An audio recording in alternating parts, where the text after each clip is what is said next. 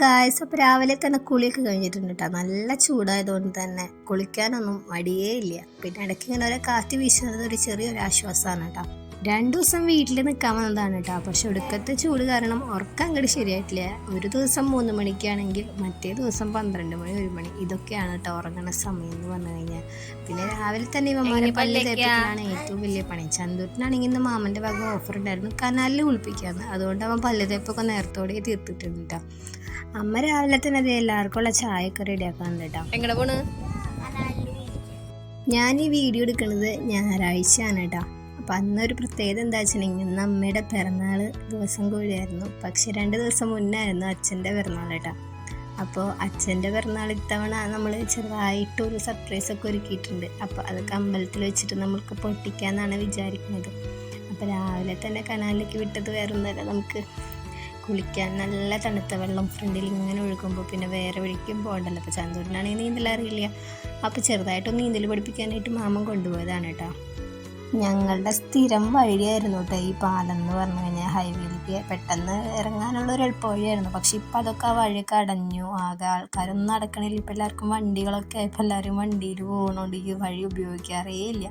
സ്ഥിരം കയറി വരുന്ന വഴിയാണ് കേട്ടോ ആ കാണുന്നത്. ചെറുപ്പത്തിൽ വെക്കേഷൻ ആയിരുന്നെങ്കിൽ ഞങ്ങൾ ഫുൾ ടൈം കനാലിലായിരിക്കും. കുറേ പിള്ളേർ പടി ഉണ്ട് കേട്ടോ. പെൺകുട്ടികളുടെ ഒരു ഗ്യാങ് ഉണ്ടായിരുന്നു, ആൺകുട്ടികളുടെ ഒരു ഗ്യാങ് ഉണ്ടായിരുന്നു. എല്ലാവരും ഉണ്ടാവും വെള്ളത്തിൽ. വീട്ടിലിരുന്നിട്ട് തലയ്ക്ക് തൊഴിലില്ലാണ്ട് കൊണ്ടുവന്നതാണ് കേട്ടോ. പക്ഷെ വെള്ളത്തിൽ ഇറങ്ങിയപ്പോൾ ഉള്ള അവസ്ഥയാണ് ഈ കാണുന്നത്. മാമൻ്റെ മേലെ അട്ട പിടിച്ച പോലെയാണ് അവൻ പിടിച്ചിരിക്കുന്നത്. എന്ത് ഇതിട്ടും ആൾ കൈ വിടണമില്ല, നീന്തൽ പഠിക്കാനായിട്ടുള്ള ഒന്നും നോക്കണില്ല കേട്ടോ. അവന് ഭയങ്കര പേടിയാണ്. അതിനുവേണ്ടി ചെറുതിന് യാതൊരു ഒക്കെ പേടിയില്ല. ചെറുത് അവിടെ നീന്തൽ പഠിച്ചുകൊണ്ടിരിക്കുകയാണ് കേട്ടോ. അമ്മയുടെ അച്ഛനും പിറന്നാളൊന്നും അങ്ങനെ ആഘോഷിച്ചിട്ടില്ല കേട്ടോ. അപ്പോൾ ഇപ്പോഴൊക്കെ തന്നെയാണ് ഇത് ആഘോഷിക്കാനൊക്കെയുള്ള ഒരു സമയമായത്. അപ്പോൾ അമ്മയുടെ വിചാരം അമ്മയുടെ പിറന്നാൾ ഞങ്ങൾ ഓർത്തിട്ടില്ല അല്ലെങ്കിൽ മറന്നിരിക്കുക എന്നാണ്. അപ്പോൾ അച്ഛന് മാത്രമേ സർപ്രൈസ് ഉള്ളൂ എന്നാണ് അമ്മ കരുതിയിട്ടുണ്ടായിരുന്നത്. അതുകൊണ്ട് തന്നെ അച്ഛൻ ഞങ്ങൾ വരുമ്പോഴേക്കും റെഡി ആവാനായിട്ട് നിൽക്കുക. അമ്മയാണെങ്കിൽ ഓൾറെഡി റെഡി ആയിട്ട് നിൽക്കുന്നുണ്ടായിരുന്നു. അപ്പോഴാണ് അമ്മയ്ക്കുള്ള സർപ്രൈസ് പൊട്ടിച്ചത് കേട്ടോ. അമ്മ സന്തോഷം കൊണ്ട് ഇത് കിട്ടുമ്പോൾ ഞെട്ടുന്നാണ് ഞങ്ങൾ വിചാരിച്ചത് കേട്ടോ. പക്ഷെ അമ്മ പറഞ്ഞത് കേട്ട് ഞങ്ങളെ ഞെട്ടിയത്. അമ്മ പറയുക, അച്ഛനെടുക്കുമ്പോൾ എന്തായാലും എനിക്ക് ഡ്രസ്സ് എടുക്കാതിരിക്കില്ല എന്ന് അറിയായിരുന്നു, ഇത് കിട്ടിയില്ലെങ്കിലായിരുന്നു ഞങ്ങൾക്ക് അറിയായിരുന്നു എന്ന് പറഞ്ഞ് ഞങ്ങൾ അമ്മ ഞെട്ടിച്ചു കേട്ടോ. അങ്ങനത്തെ പിന്നെ ഡ്രസ്സൊക്കെ വേഗം മാറ്റി ഞങ്ങൾ ഇറങ്ങാൻ കേട്ടോ. തലേന്നേ തന്നെ അമ്മലും അമ്മയും കൂടിയിട്ട് അമ്മയുടെ ഒരു ചുരിദാർ പോക്കിയിട്ട് തേക്കണ കടയിൽ കൊണ്ടു കൊടുത്തിട്ട് ഇതെല്ലാം സൈസാക്കി വെച്ചിട്ടുണ്ടായിരുന്നു കേട്ടോ. അങ്ങനെ ഞങ്ങൾ നേരെ അമ്പലത്തിലേക്ക് വിട്ടു. അമ്പലത്തിൽ ചെന്ന് ഇറങ്ങണ നേരത്ത് കറക്റ്റ് അവിടെ വെല്ലിസിനും വെല്ലുമ്മയും ഒരുമിച്ചായിട്ട് വന്ന് ഇറങ്ങിയത്. വെല്ലിസിനും വെല്ലുമ്മയ്ക്കും സർപ്രൈസ് എന്താണെന്ന് അറിയാമായിരുന്നു. കാരണം നമ്മുടെ സർപ്രൈസ് വെല്ലിസിനോടെയാണ് വെച്ചിട്ടുണ്ടായിരുന്നത്. അമ്മലാണെങ്കിൽ അച്ഛനുള്ള സർപ്രൈസ് എടുക്കാനായിട്ട് പോയിരിക്കുകയായിരുന്നു കേട്ടോ. അങ്ങനെ അച്ഛനെ സൂത്രത്തിൻ്റെ അമ്പലത്തിലേക്ക് കയറ്റിയിട്ടിട്ടുണ്ട് കേട്ടോ. ആ നേരം കൊണ്ടാണ് അമ്മൻ്റെ സർപ്രൈസായിട്ട് എത്തിയത് കേട്ടോ. അപ്പം ഇതാണ് നമ്മുടെ സർപ്രൈസ്. അമ്മലിൻ്റെ വക അച്ഛന് ചെറിയൊരു സമ്മാനമാണ് കേട്ടോ.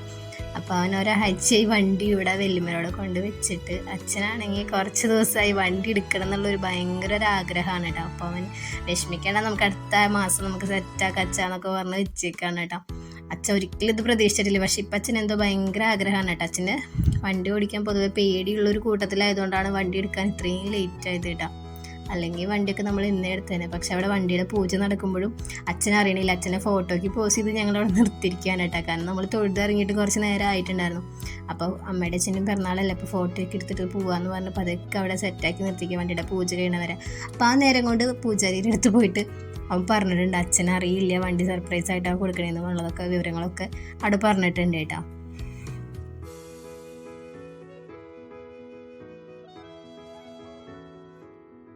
കുറേ നേരം അവിടെ നിന്ന് പൂജ കഴിയാറായപ്പോഴേക്കും അച്ഛന് ചെറിയൊരു സംശയമൊക്കെ തോന്നി തുടങ്ങിയിട്ടാ. അപ്പോൾ അച്ഛമ്മയുടെ അടുത്ത് ചോദിക്കുന്നുണ്ട് നമ്മുടെ വണ്ടിയാണെന്ന്. അപ്പോൾ അമ്മയ്ക്ക് ചിരിയൊക്കെ വരുന്നുണ്ടെങ്കിലും ഞങ്ങൾക്ക് മനസ്സിലായി അച്ഛൻ ഏകദേശം ഒരു സൂചന കിട്ടി തുടങ്ങിയിട്ടുണ്ട്. കാരണം നമ്മൾ വെറുതെ ഇങ്ങനെ പോസ്റ്റ് അടിച്ച് അവിടെ നിൽക്കണ കണ്ടപ്പോൾ അച്ഛനൊരു സംശയം. അപ്പോൾ വേറെ ആരുടെയോ വണ്ടിയാണെന്നുള്ളതിലാണ് അമ്മലും അച്ഛനോട് പറഞ്ഞിട്ടുണ്ട് അത് നല്ല വണ്ടിയാണ്, നമുക്ക് ഇങ്ങനത്തെയൊക്കെ നോക്കാമല്ലോ എന്നൊക്കെ പറഞ്ഞിട്ട് നിൽപ്പാണ് കേട്ടോ അത്.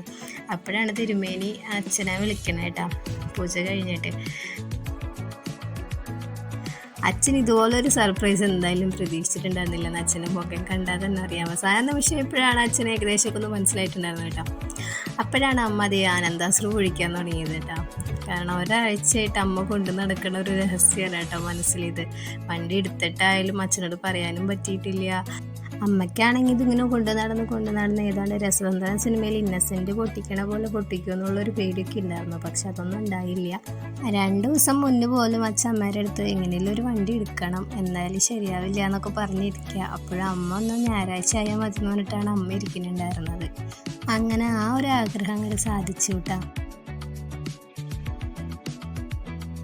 ഫാമിലി കൂടി വണ്ടിയിലാണ് വന്നത്. അച്ഛനാണെങ്കിൽ ചെറിയ ടെൻഷനൊക്കെ ഉണ്ട് കേട്ടോ.